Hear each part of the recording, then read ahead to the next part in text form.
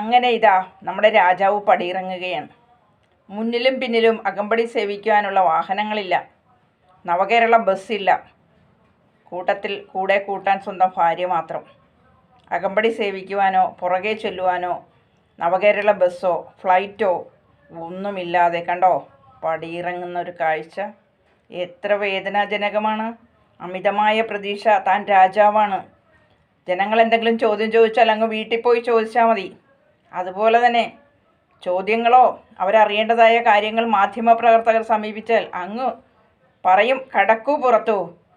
ഇതൊക്കെ കരുതി വെച്ചുകൊണ്ട് ജനങ്ങൾ ജനാധിപത്യ വേദിയിൽ സ്വീകാര്യതയും അധികാരവും പകർന്നു നൽകുന്നത് ജനങ്ങളാണെന്ന ബോധ്യമില്ലാതെ അധികാരം കയ്യിൽ കിട്ടിയാൽ അത് ലഹരിയായി കരുതിക്കൊണ്ട് താൻ ഇവിടുത്തെ രാജാവാണ്, തന്നോട് ആരാ ചോദിക്കാൻ, പോയി പണിനോക്കെന്ന മനോഭാവവും ആ മാനറിസം, ആ മുഖത്തിൻ്റെ ഭാവം, ഇതെല്ലാം പലതും ജനങ്ങളോട് എടുത്തു പറയുന്ന ഒന്ന് തന്നെയായിരുന്നു.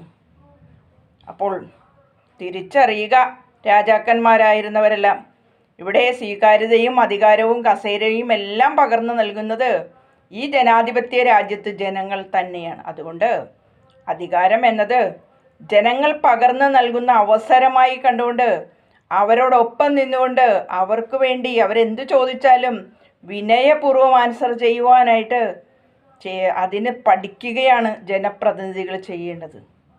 ഇനിയും കാലചക്രം തിരിയുമ്പോൾ ഇനിയും ഇങ്ങനെ ഒരു ഭരണാധികാരി കേരളത്തിൽ ഉണ്ടാകാതിരിക്കട്ടെ എന്ന് തന്നെയാണ് ഈ നിമിഷത്തിൽ ഞാനും ആഗ്രഹിക്കുന്നത്. കാരണം ജനവിധി എപ്പോഴും ജനങ്ങൾക്ക് ഇഷ്ടപ്പെടാത്തത് ചെയ്താൽ ഇതായിരിക്കും ഭരണാധികാരികൾക്കുള്ള വിധി എന്നുള്ളത് എടുത്തു പറഞ്ഞുകൊണ്ടുള്ള ഈ ഒരു ജനവിധി, 2026 തെരഞ്ഞെടുപ്പിൻ്റെ ജനവിധി അത്യധികം ശ്രദ്ധേയമായ ഒന്നതാണ്. കേരളത്തിൽ CPM-ൻ്റെ ആ ചുവട് തന്നെ വേര് തന്നെ ഇളക്കി ഇല്ലാതാക്കുന്ന ഒരവസ്ഥയിൽ UDF-നെ നല്ലൊരു വിജയം കൊടുത്തുകൊണ്ട് മുന്നോട്ട് കൊണ്ടുവരുന്ന കാഴ്ച, അത് ഈ രാജാവിന് എത്രത്തോളം സഹനീയമാണ് എന്നത് നാം ഇപ്പോൾ ചിന്തിക്കേണ്ടത് തന്നെയാണ്.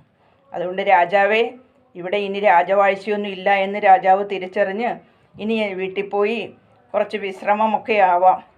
ഇനി നിയമസഭയിലെത്തിയാൽ രാജാവിൻ്റെ അധികാരവും അതും ഉപയോഗിച്ച് ആ കസേരയിലിരിക്കാതെ മാറിയിരുന്ന് അഭിപ്രായം എന്തെങ്കിലും പറയുക മാത്രമല്ലേ രാജാവിന് സാധിക്കുകയുള്ളൂ. പാവം, കുറേ അധികം കേസുകളാണ് ഈ കഴിഞ്ഞ 5 വർഷക്കാലത്തിനുള്ളിൽ വന്നത്. മകളുടെ കേസ്, അച്ഛനുണ്ടാക്കിയതിൻ്റെത് അങ്ങനെ, സ്വർണത്തിൻ്റെത് അങ്ങനെ, കരിമണലിൻ്റെ അങ്ങനെ, എന്തെല്ലാം കേസ് കെട്ടുകളുമായി വന്നിട്ട് ഒരെണ്ണത്തിൽ പോലും പിടിയിലാവാതെ രക്ഷപ്പെട്ട രാജാവ്, അടുത്ത 10 തലമുറയ്ക്ക് കഴിയാനുള്ളത് ഉണ്ടാക്കിയെടുത്ത രാജാവ്.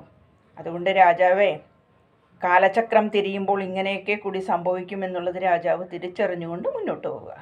ഓക്കെ, അപ്പോൾ താങ്ക് യു സോ മച്ച് ജനങ്ങൾ നല്ല രീതിയിൽ പ്രതികരിച്ചതിനും.